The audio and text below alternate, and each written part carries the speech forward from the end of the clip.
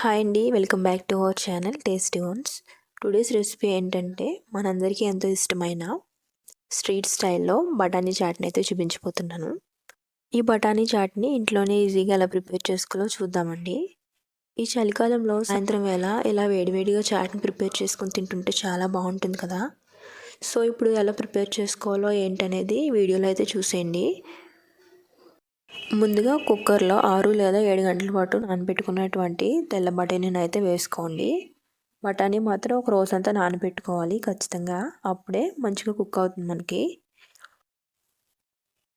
ఆ తర్వాత ఒక బంగాళదుంపకు పీల్ తీసుకుని ఇలా ముక్కలుగా కట్ చేసి అయితే వేసుకోండి. దీనిలో 1 టేబుల్ స్పూన్ ఉప్పు, 1/2 టీ స్పూన్ పసుపు, 1 టేబుల్ స్పూన్ నూనె, అలానే 1.5 గ్లాస్ వరకు వాటర్ వేసి మూత పెట్టి 3 లేదా 4 విజిల్స్ అయితే వేయించండి. చల్లారాక మూత తీసి బఠానీ మెత్తగా కుక్ అయిందో లేదో చూడండి, లేకుంటే మరొక విజిల్ వేయించండి.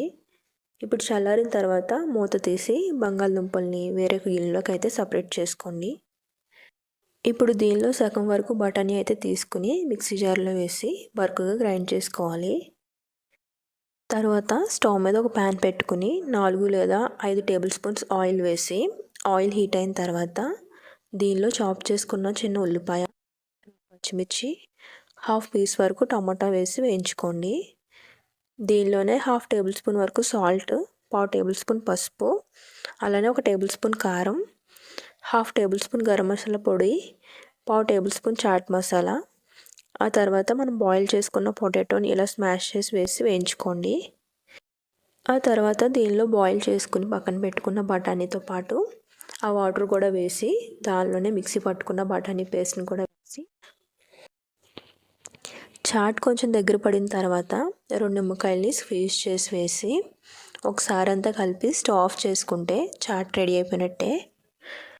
ఇప్పుడైతే ఒక బౌల్లోకి తీసుకుని దానిలో బఠానీ చాట్ వేసుకుని ఆ పైన చాప్ చేసుకున్న ఉల్లిపాయ ముక్కలు, టమాటా ముక్కలు, 1 పచ్చిమిర్చి, కొంచెం కొత్తిమీర తరుగు, ఆ పైన కొంచెం సన్నని కారపూస వేసి లైట్గా నిమ్మరసం వేసుకుంటే బఠానీ చాట్ అయితే రెడీ అయిపోతుందండి.